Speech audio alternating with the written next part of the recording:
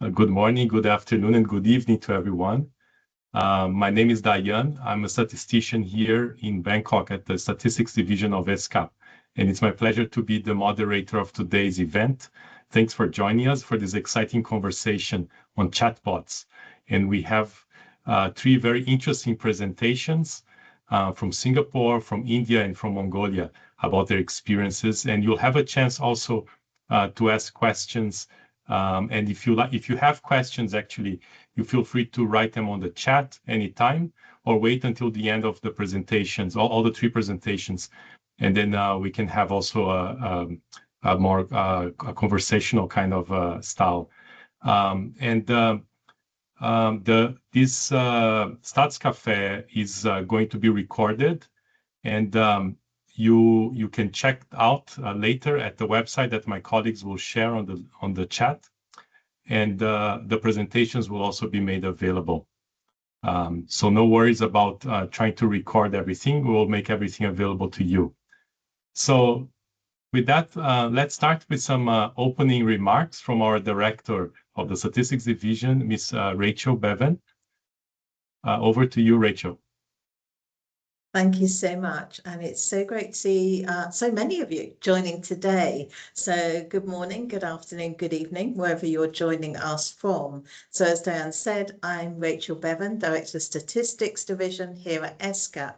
And it's my pleasure to welcome you to the first, I think it is, Asia-Pacific Stats Café of 2026. So let me also take the opportunity to wish all of you a very happy new year and all the best wishes for 2026, hoping it brings peace, good health and renewed energy to all of us across the region. So today marks the start actually of a new series of Stats Cafes that we're going to be hosting throughout this coming year. And these are organised specifically, this set of them, by our DASH team on AI for Official Statistics. So DASH teams are Data and Statistics Horizon teams, and they are very much part of our Committee on Statistics, and we have those operating on two particular topics. So I want to really take a moment as well to say thank you to all of the members of the DASH team on AI for Official Statistics, and thank them for all the work they've done already and for putting together this session today. But also, of course, we'll thank you for the future work, because we know that it doesn't stop today. So our topic today is really both timely and exciting. So we're going to be looking at the use of chatbots by national statistical offices. And when the DASH team on AI met last year, this was one area where we could see that there was already a great deal of activity across countries. And so it really felt like an opportunity to learn from each other, recognizing that some countries are further ahead than others, and there was a lot of interest by countries in developing this area. So we know that national statistical offices put in a huge effort into collecting, processing and analysing data. But as we also know that unless data is actually used, if people can't access it, understand it or find it when they need it, then much of that work really does lose its value. So chatbots offer a really kind of practical and user-friendly way to actually bridge that gap. And already our users, and ourselves included, are interacting with AI-powered tools in many aspects of our daily lives. And I think we're all getting more and more familiar with using chatbots when it's looking for the prices of things, trying to find information for a particular website. So we're using them more and more. So it seems like this is a great opportunity to actually bring this technology into our data dissemination effort. And it really does feel that this is very much a kind of natural, but also a very powerful step. So I'm delighted that we've got 3 countries today to actually share their experiences. As Diane already said, we've got India, Mongolia, and Singapore. And they, of course, as you recognise, each of those is a very different context, different capacity levels, very different user communities as well. But despite these differences, there are also a lot of similarities in terms of the approach that's being taken in using chatbots. And we hope that we can therefore learn from the similarities, but also from the contrasts as well. So I hope that each of you will be able to find insights that you can take back and apply within your own national context.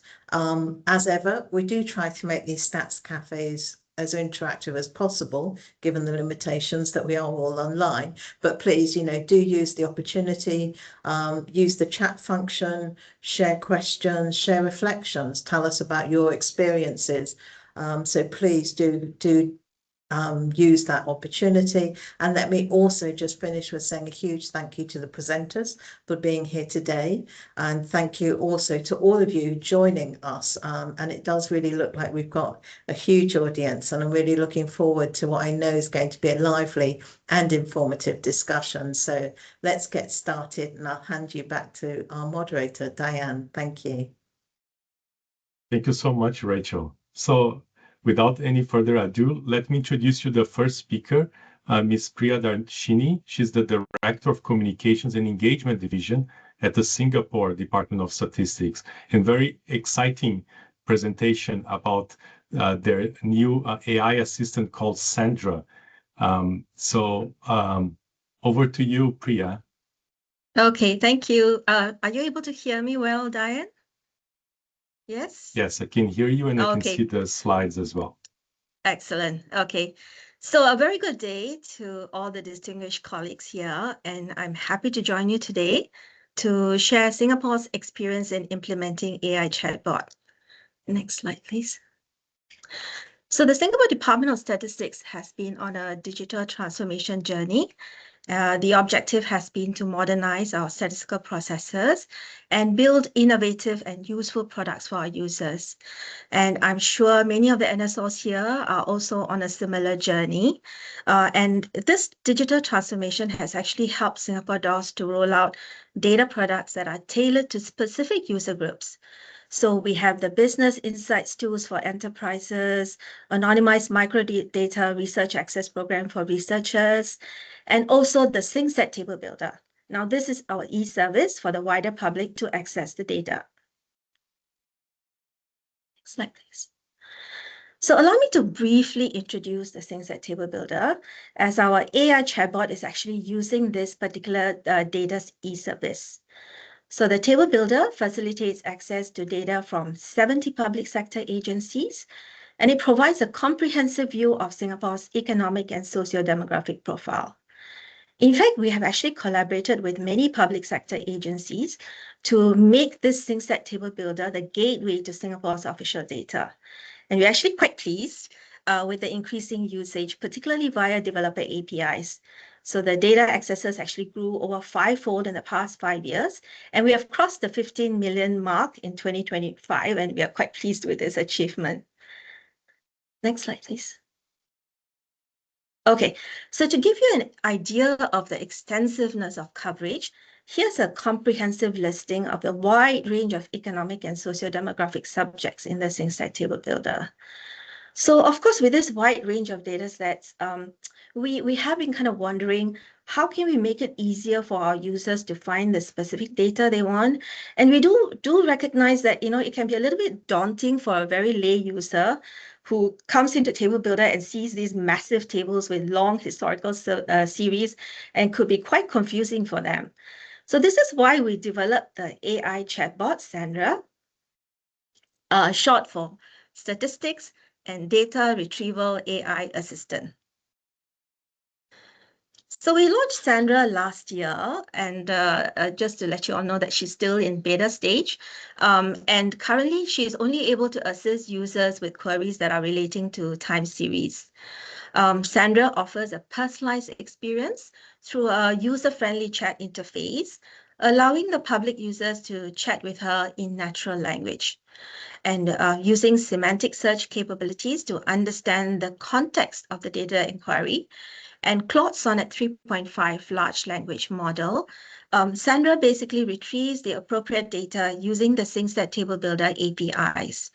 So since you're using the APIs to retrieve the data, Sandra is able to pull the latest data automatically without any retraining. She then presents the relevant data in a chart for easy visualization. And of course, we have a table view option for the users as well. And further data exploration is also facilitated through suggestions that we have on other data which we have in our SingStat table builder, which may also be of interest to the users. So with Sandra, our aim really is to promote self-help by a very large base of public users who may not be also familiar with locating and accessing data. But it's important for us to stress that while Sandra uses large language model, its responses are strictly based on data that's available in the SingStat Table Builder, and we do not have any generative elements. So this basically distinguishes Sandra from chatbots with generative AI that self-learn and create new content using official as well as unofficial sources. And this may actually produce inaccurate and sometimes hallucinated responses. So this approach that we have used for Sandra is more suitable for DOS as a National Statistical Office. And it's also important for us to provide reliable statistics that maintain trust in our data and data services. So let me briefly touch on Sandra's implementation process, just to let you all understand the journey that we had. So we began by defining the chatbot's purpose, identifying our target audience, and outlining the core functions. We then worked with a vendor to set up the infrastructure, and this is in Amazon Web Services within our government commercial cloud. So the government commercial cloud actually facilitates secure and efficient adoption of commercial cloud services by all Singapore government agencies. So when designing the user interface, our primary goal was actually to ensure seamless user interactions, but we of course focus on allowing the users to quickly get the data they need. And then we progressed to the development stage. This is where we implemented the chatbot's core logic, as well as the natural language processing capabilities. The next step was comprehensive testing. We did this together with our divisions and all those public sector agencies who contributed data to our SingStat Table Builder. So during this testing stage, we ensured that Sandra's responses were restricted to purely data available in the SingStat Table Builder. And this is to prevent hallucinations and also allowed us to maintain accuracy and credibility in the responses she provided. So if a user were to say ask for a non-data question, we actually trained Sandra to respond that she's unable to assist and to visit our website for more information. So this whole implementation process actually took us about 6 months, but we do continue to make enhancements to Sandra based on user feedbacks that's given to us. So having given you all this information, I think it is more useful for you to really understand Sandra by watching a short video, and you can see Sandra in action. Ethan, could you help?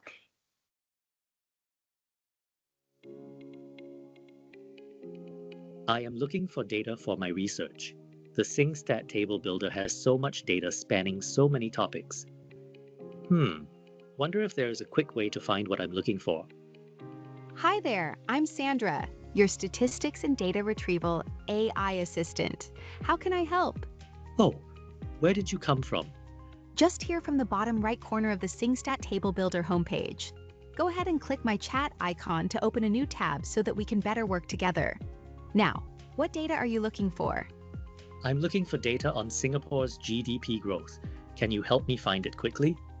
No problem at all. I have some popular queries here ready to help. Let's try GDP growth in the last 5 years. Does that sound like what you need? Yes, that's perfect. Excellent. Let me get that data for you.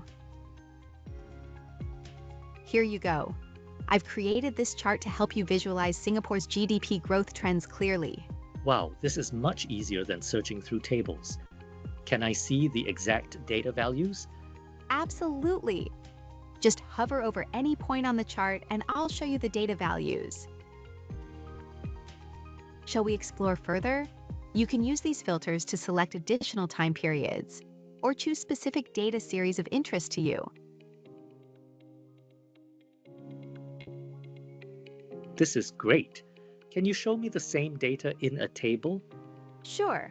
Just click this button and I'll switch to table view for you. I need some other data too.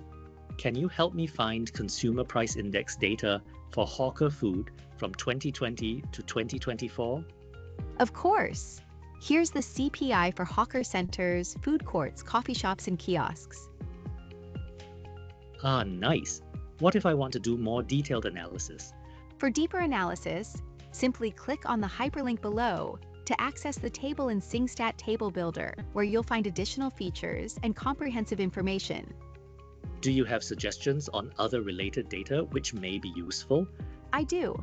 Since you are interested in hawker food, perhaps you may like to see the average retail prices for drinks and food commonly found in our hawker centers. I can remember your interests and suggest relevant data to help with your research. That's incredibly helpful. Are there ways to customize this view? Definitely. You can switch to annual data using this frequency dropdown. I have been keeping track of our conversation. Use this dropdown to revisit any previous charts or tables that we've looked at together. You've saved me so much time today. Glad to have helped. I am always here for a chat on data you may need from the SingStat Table Builder, and I'll help you find it quickly.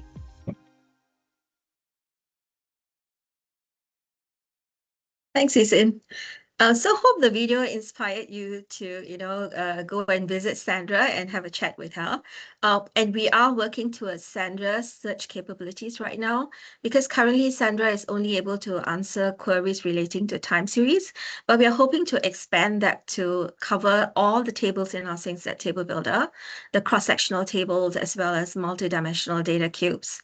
And we also have plans to widen the capabilities to address any content that we may have on our SingStat website, like publications, methodology papers, FAQs, and so on. So we hope that that will provide our users with a more complete and helpful experience. So please do check out our SingStat Table Builder and Sandra using these links. As you know, as I mentioned, Sandra is still in the beta stage. We do appreciate your feedback on how we can improve the chatbot further. So thank you, and I'll be happy to take any questions at the end of the session. Or please do feel free to type in the questions, and we will do our best to respond to them as well. Thank you. Over to you, Dayan.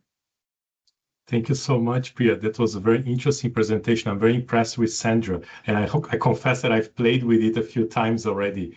And I like what you mentioned, especially that if you ask any question that is outside of the scope of Sandra, then it doesn't really give a response. So that's a very safe approach to using the chatbot. So congratulations, and very interesting to hear. Now, I'd like to move to the next presentation.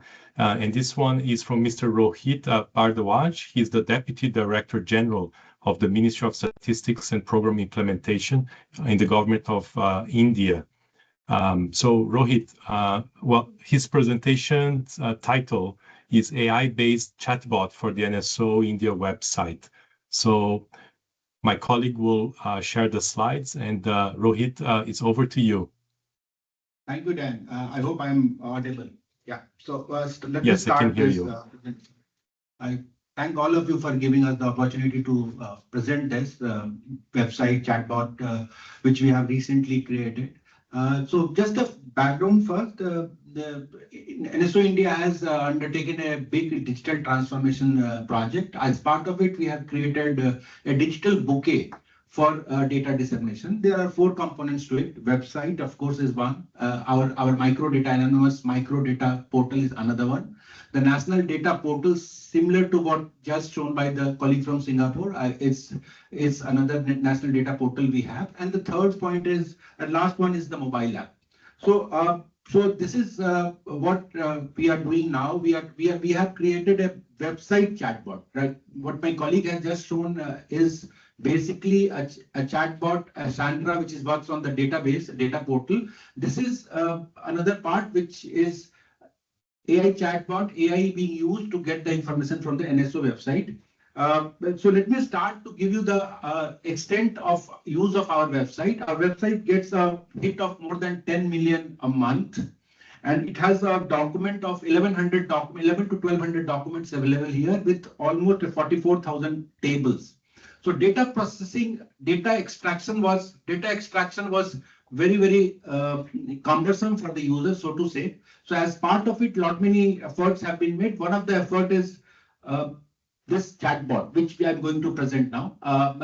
Let me just tell you what is the objective of this chatbot. This chatbot is basically to This chatbot is basically to provide an intelligent data service delivery to the user.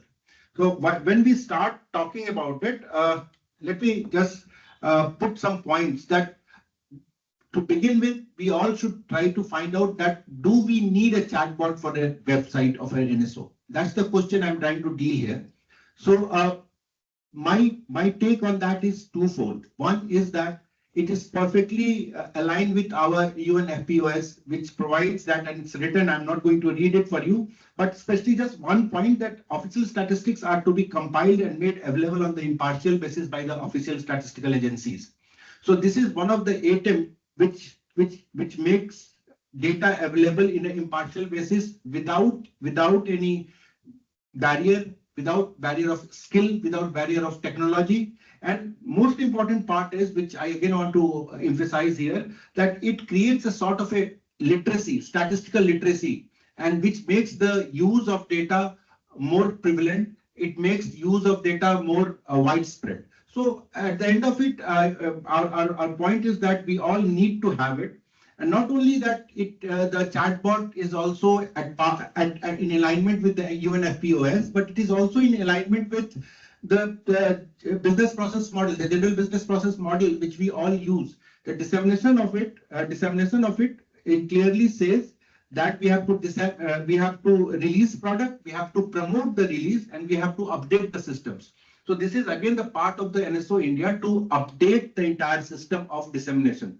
So we have among ourselves in NSO India deliberated upon it, and then decided that yes, AI chatbot is the need, and that's why we are going ahead with it. Next, please.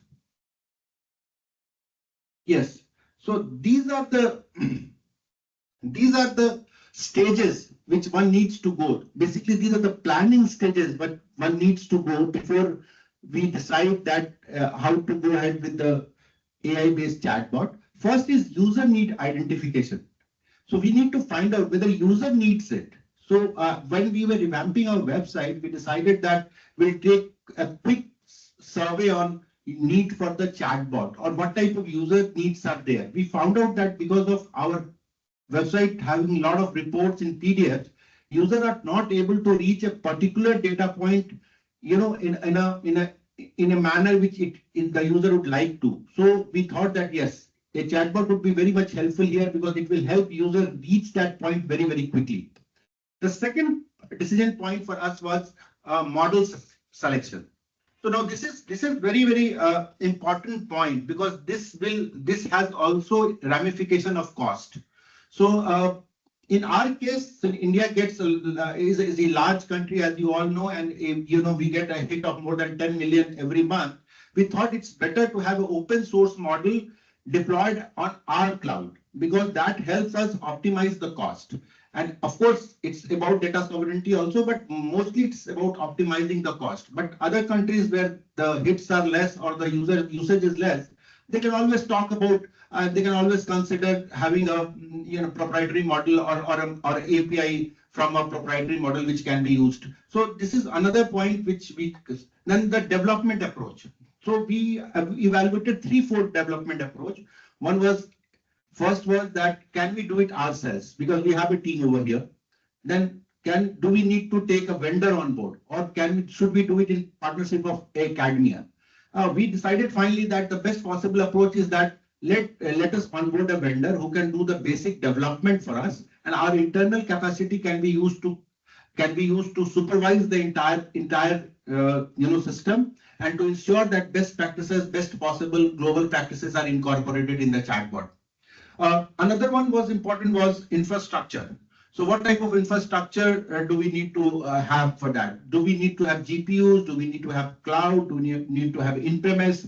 So we have a cloud-based GPU. We are very fortunate that government in India has a lot of support on GPU. So we get GPU, government GPU at a very, very subsidized rate. So that is another point which is a decision needs to be made.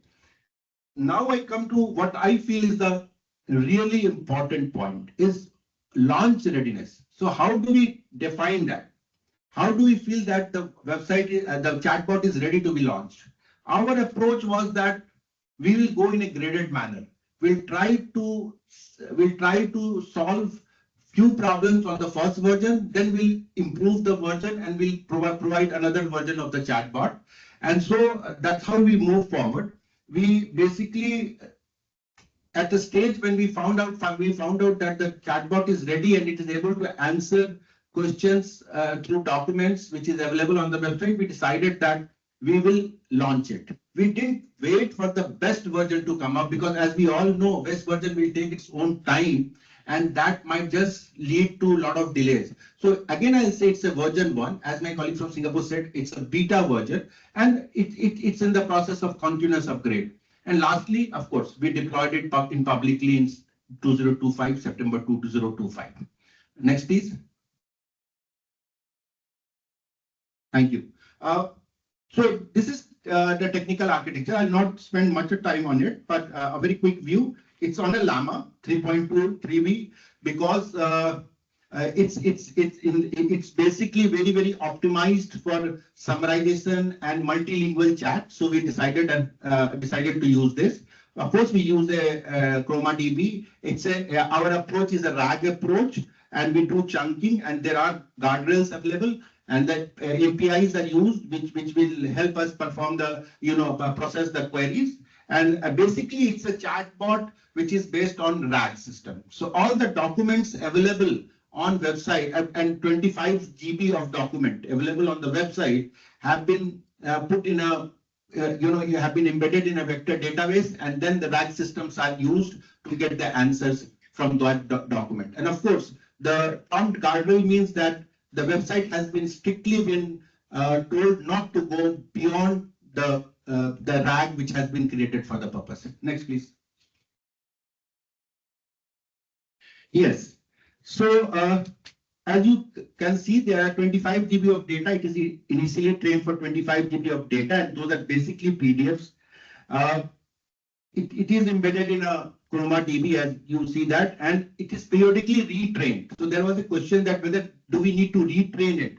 So yes, there is a system which requires that whenever the new publication comes up, it needs to be retrained. So twice in a month, we have a system where easily the documents can be uploaded and can be given to the system, and then it gets retrained for the purpose so that it remains up to date.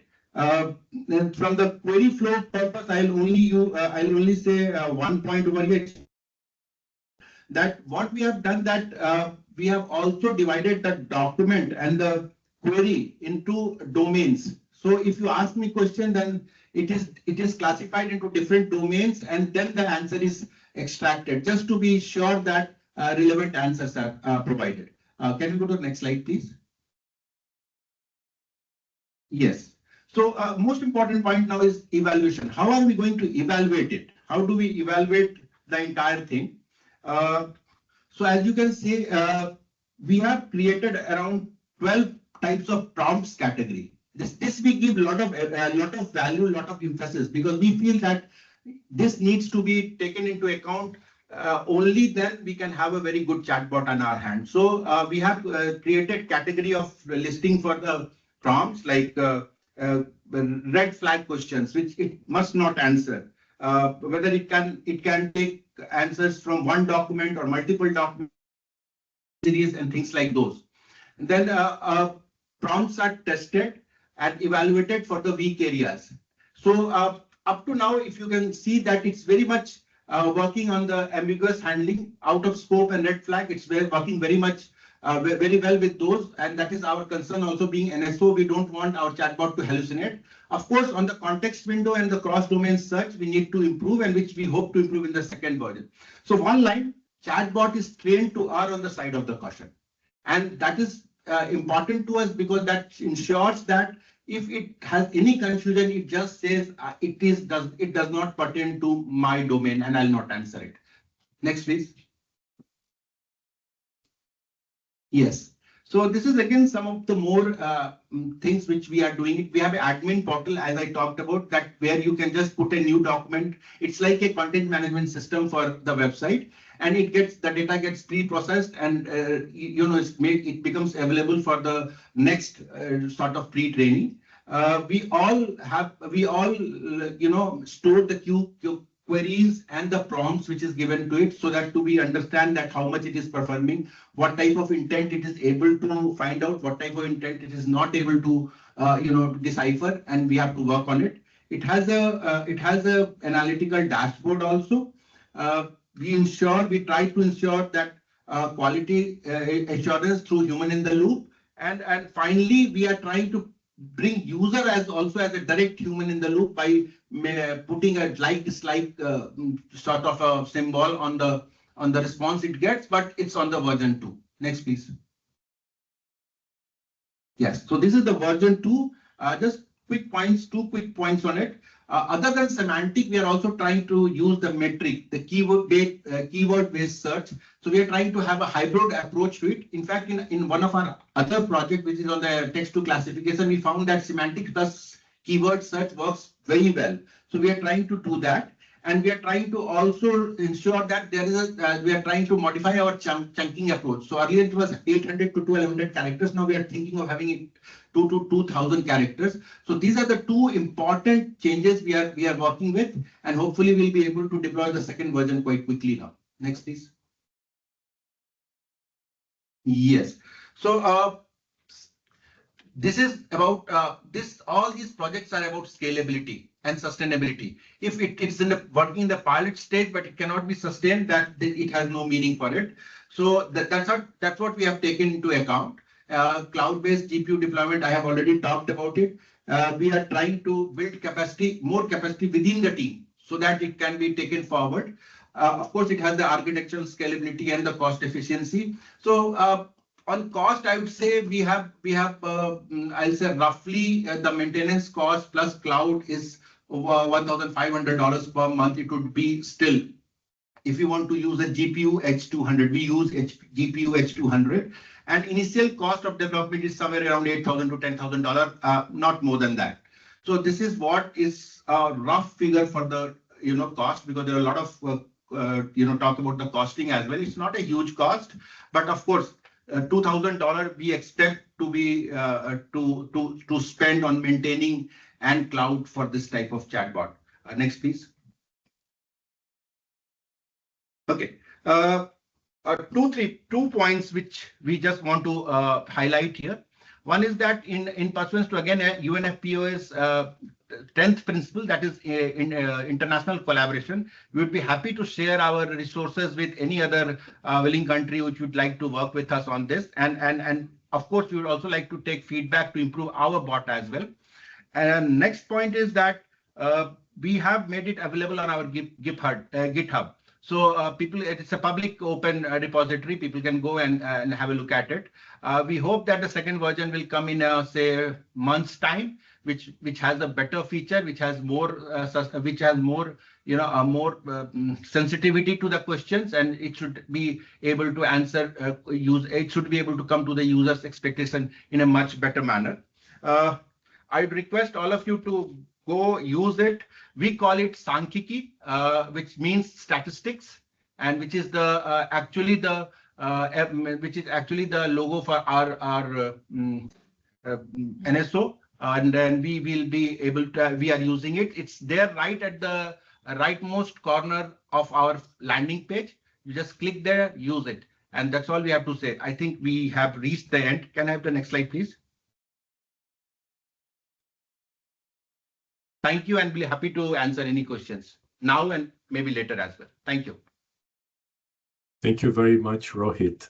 Very interesting presentation. And again, this chatbot is quite impressive because it goes even beyond the statistics, if I understand right. It can answer any questions from the website of the National Statistics Office. So a very, very ambitious project. Congratulations. I see that some questions are coming in, but we'll hold them for the end so we can have a bit of a discussion with all the presenters. And before I go to the next presenter, I realized I forgot to ask a question to everyone, actually, all the participants. We have a poll that we wanted to ask everyone a question to know your interest in the chatbots, whether your organization is already implementing a chatbot or is planning to do so.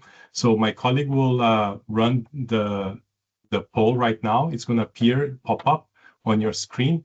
Choose one of the answers that best describe your interest in the chatbots. I'll give just a few more seconds for everyone to respond.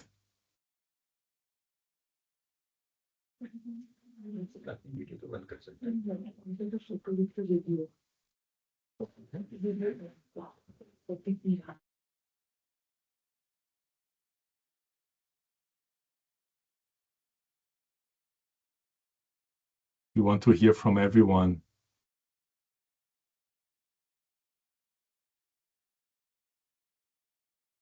Let's see, we have 28 responses so far.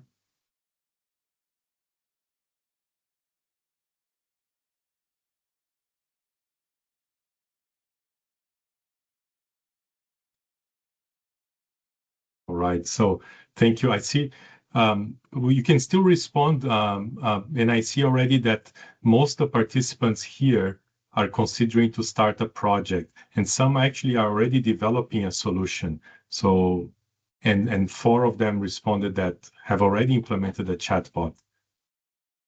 And no one is not interested. Of course, if you're here, I hope at least you're interested in chatbots. So excellent. You can still respond to this question, and I'll come back later to see everyone's response. But now I'd like to move to the third and final presentation for today, which is by Mr. Mensaihan Binderia. He's the Director of Software Division at the Information Technology Department of the National Statistics Office of Mongolia. So Mensaihan, the floor is yours now. You can share your screen. Okay, you can share my presentation. Okay, hello everyone. My name is Bindria. Next. I will make my presentation within the following content. Next, please.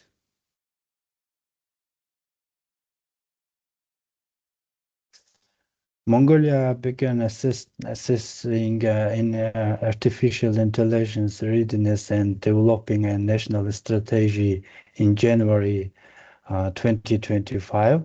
According to a survey by Oxford Insight, Mongolia ranked 98 out of 188 countries in the Artificial Intelligence Readiness Index in 2024.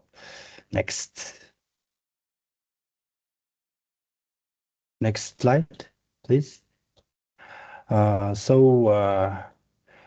The National Statistical Office of Mongolia's statistical portal currently contains a total of 1,255 statistics across 6 main domains and 78 subdomains. Let's introduce the main topic of my presentation, the statistical portal chatbot. Our artificial intelligence chatbot, which answers questions from users' statistics, is located in the lower right corner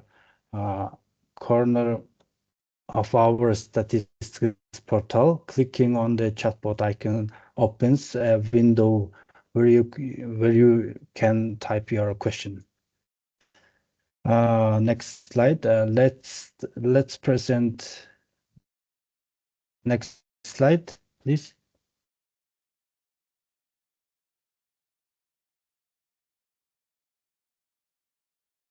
Let's present more about chatbot. This artificial intelligence-based StatGPT chatbot was developed in collaboration within Chimega company, a Mongolian software company. This company is as part of a joint project within Asian Development Bank since June 2024. This artificial intelligence-based StatGPT chatbot runs on the developer's server because running such a system requires very high performance server and hardware there is so much high performance server at the MNSO. We launched and posted on the statistics website to users to use from December 2024. This AI-based StatGPT chatbot understands the user's questions in Mongolian language and provides answers with the appropriate information by connecting to statistical database connected API services. First database of questions was created within all the indicators in the statistical portal, and the AI StatGPT chatbot was trained. For example, question is, what is the population of Mongolia? What was the in 2020? What is the latest inflation rate? The first model was trained with questions that the users are likely to ask. In the AI, artificial intelligence, the StatGPT chatbot learns and improves its model every time a user asks a question. You can see the user questions and how StatGPT answer it to the screen. This AI-based StatGPT chatbot currently only works in Mongolian language. If the users ask question that is not related to the data or that the NSO cannot serve, our chatbot responds with sorry, the question you asked in outside my area of expertise. For the sake of clarify, these images have been trained, have been translated into English for this presentation. Okay, next slide.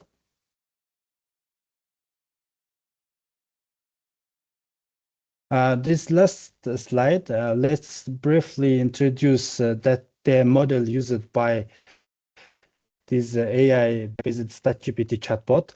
This AI-based StatGPT chatbot was developed based on the artificial intelligence model LLM, large language model. Let's briefly mention the advantages of this LLM model.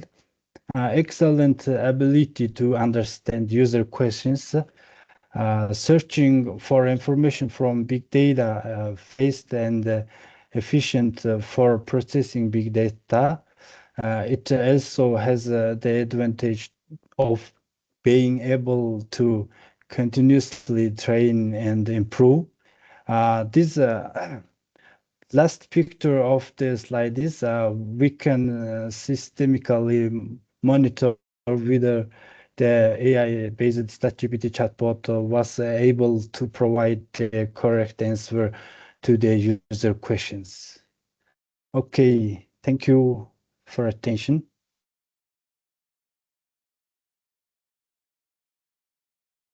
Thank you so much. It was very interesting to hear your experience in Mongolia. And now we come to the Q&A part.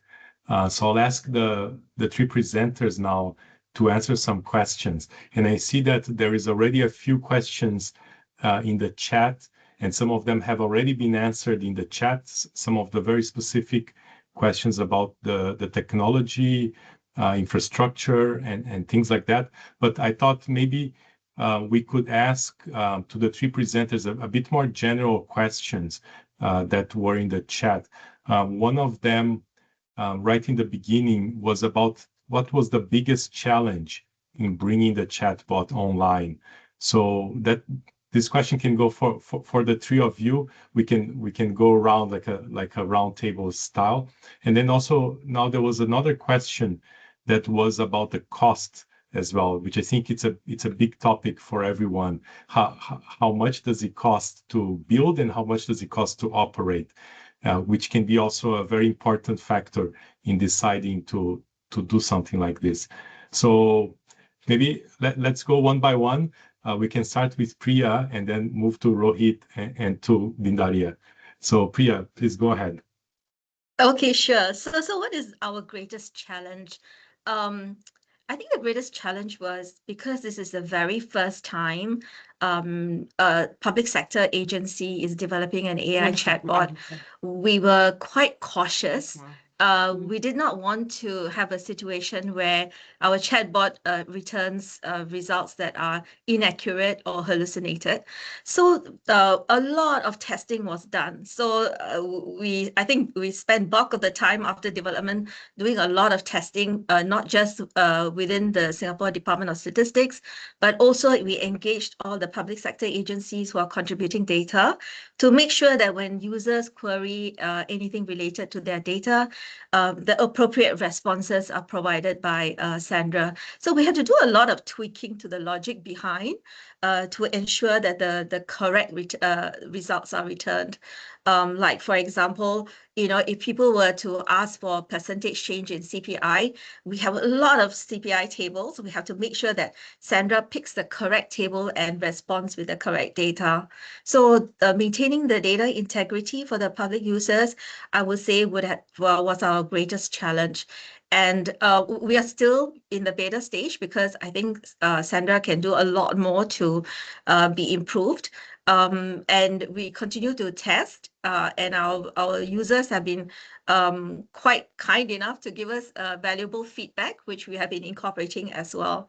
So that's basically the greatest challenge, because it was the very first time that we are rolling out something like this. We had to adopt a very cautious approach because integrity was and trust in our data and services was very important to us.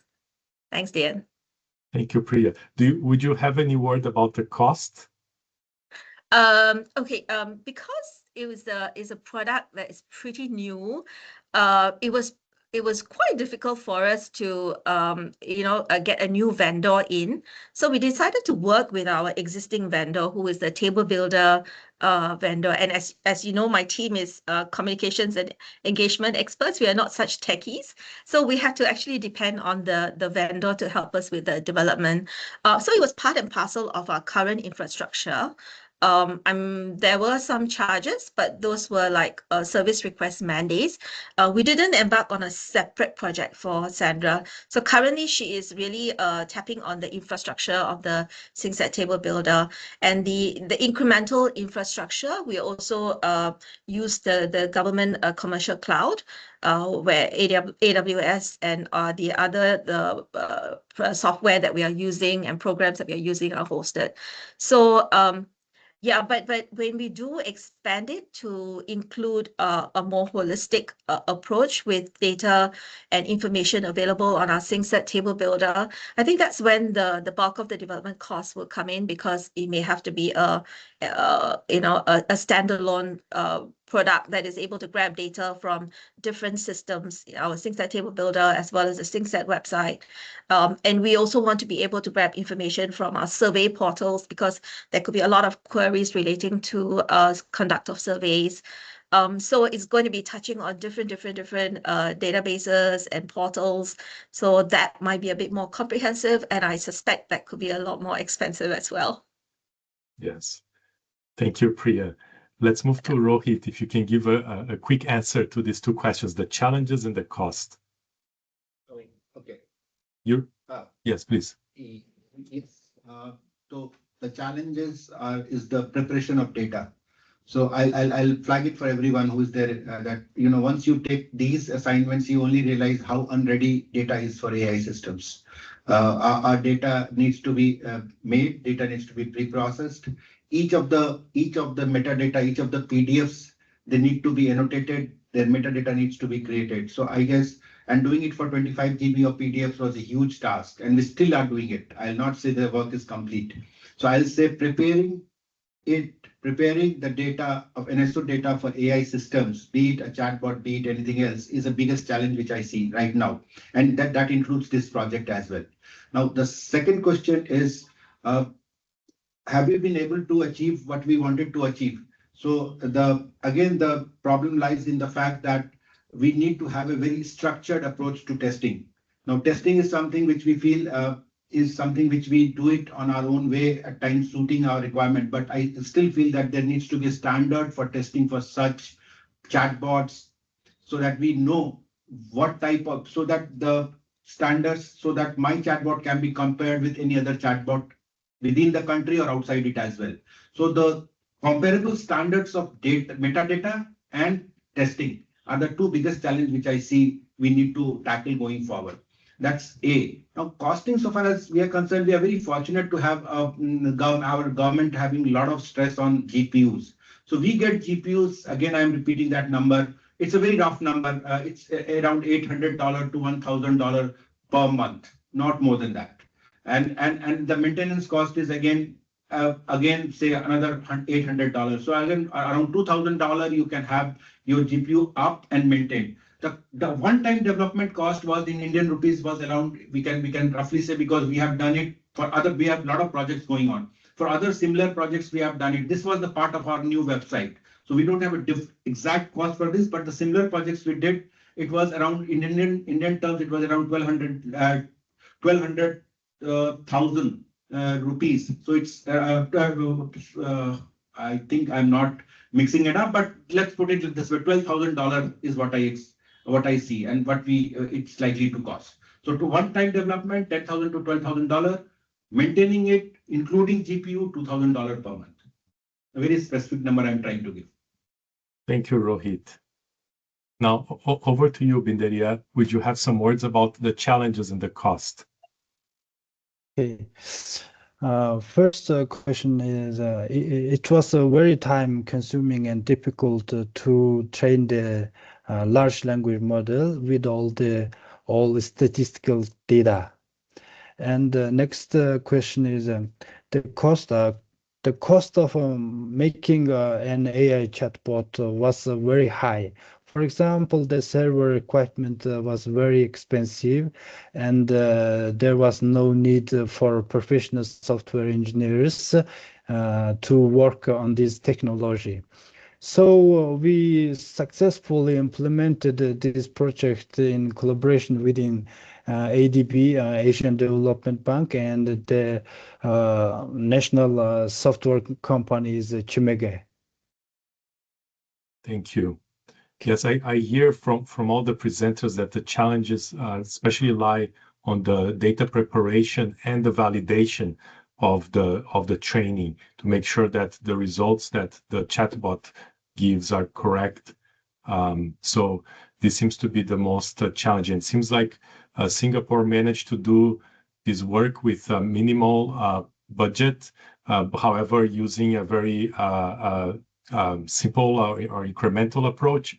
While if you want to scale up to more complex systems like India and Mongolia, the costs can escalate quite quickly. So I know we're running out of time, and I have a few words to say in the end, so please stay with us. There is one question that I would like to ask any of the speakers is about the language, because I see many questions on that. Would it work in multiple languages, or does it make it much more complicated? Do you have to train the model for every language? How does that work? Anyone, maybe Rohit? Then you want me to answer that? Yeah. So right now the chatbot also works on Hindi and as well as English, of course in English, but Hindi as well. And training, it's like we again will say our ecosystem provides a lot of models which is trained on Indian languages, and we just use the APIs for it. And that translation happens. So you ask a question, gets translated into English, and gets answered from the LLM in English, and then gets translated back to Hindi. Not a very difficult job. Rather than in one of the other projects, we have experience that we have been able to, as we know, India is a multilingual country. So we have experience of around 12 languages being adequately handled. So we have this Indian language model available with us. You just need to use the APIs for it. All right, thanks. That's an interesting approach, using API to translate into English and then generating the response in English and then responding back. I understand also that Mongolia only works in Mongolian. So Is there a plan to also have it in English, or is there a challenge?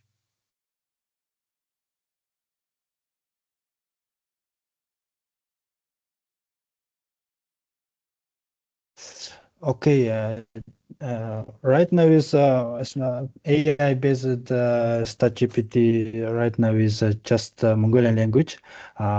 Next, I think it would cost more to do in multiple languages, and for the same amount of time, many time and many data processing time. Yes, thank you so much. As I see that we are running out of time, and I see a lot of questions popping in, I think it tells me that this topic is a very interesting one for many of the participants here from around the region.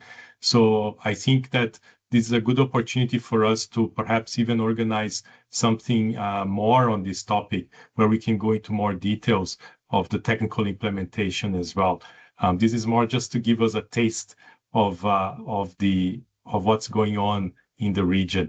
And also at that, I would like to ask my colleagues to put the slides on the screen for us to close. This slide here is just to tell you that we'll have a few Stats Café coming. We have an upcoming one that is not on AI, but on small area estimation using geospatial data. For complementing surveys and censuses will take place on the 27th of January, and the invitation will be out soon. So if you're interested in this topic, feel free to join. But after this Stats Café on small area estimation, we will have another two Stats Cafés that are related to AI. One of making official statistics AI ready, which has to do with how do we structure and present our statistics in the portal so that AI, algorithms and models are able to consume for example, ChatGPT and DeepSeek and Copilot and the like. So stay tuned for this Stats Café on 2 February. And then we have one about coding classification using AI, which is an application of AI that many NSOs are exploring, and that will take place in March. And then we'll have another one also in March about lessons learned from AI pilot initiatives, what worked, what didn't work, and why. The next slide, please. I would like to also invite all the participants to join the LinkedIn group of the Asia-Pacific Collaborative on Official Statistics. This is where we share announcements on events as well as new developments in the Asia-Pacific region.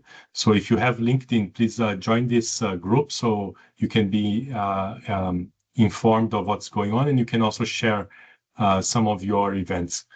With that, I would like to thank everyone for joining today, and especially the presenters for this very insightful sharing of experiences.